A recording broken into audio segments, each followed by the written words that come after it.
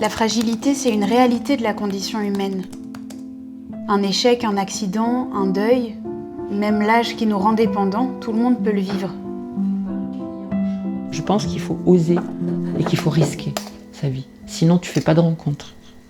J'ai été famille d'accueil, j'ai eu des étudiants de chez moi, j'ai eu des gens en galère, j'ai eu...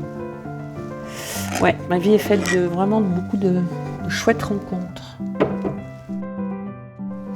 Et quand on accepte ça, on accède aussi à des relations simples et vraies qui sont dépouillées du masque social qui voudrait nous compartimenter.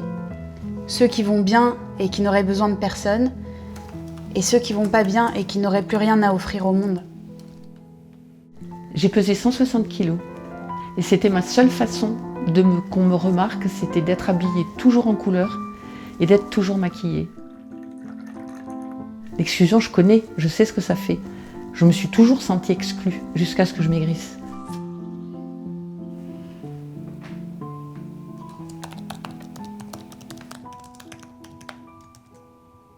On a connu ici le grand drame de perdre un enfant. On a appris pendant la grossesse que notre petite Diane avait de graves malformations et que sa vie serait très courte. Et en effet, elle est décédée à sa naissance.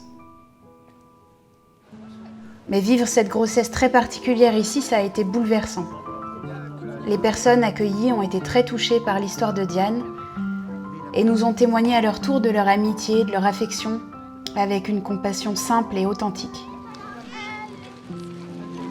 Ici, au village de François, on a vraiment vu que même dans la vie la plus blessée, il y a une lumière étonnante qui peut jaillir et qui rend la valeur d'une vie humaine inestimable.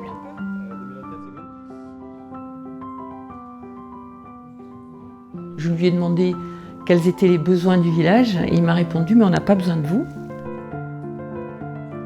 Par contre, on a besoin de ce que vous êtes et pas de ce que vous faites. » Et ça, moi, ça m'a beaucoup touchée. Et c'est vrai qu'ici, on peut vivre ce que l'on est. Voilà. Le village de François, c'est un lieu où on est dans la vérité simple des relations humaines. Des relations vraies, sans faux semblants, sans chichi.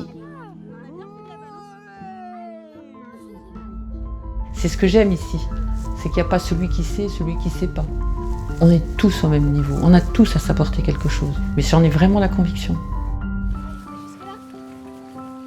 On repart de cette mission avec un regard sûrement plus adulte, plus éduqué sur la vie et les relations, un regard moins innocent, mais plus décidé, plus déterminé que jamais à voir ce qui est bon et ce qui est beau chez l'autre et dans le monde.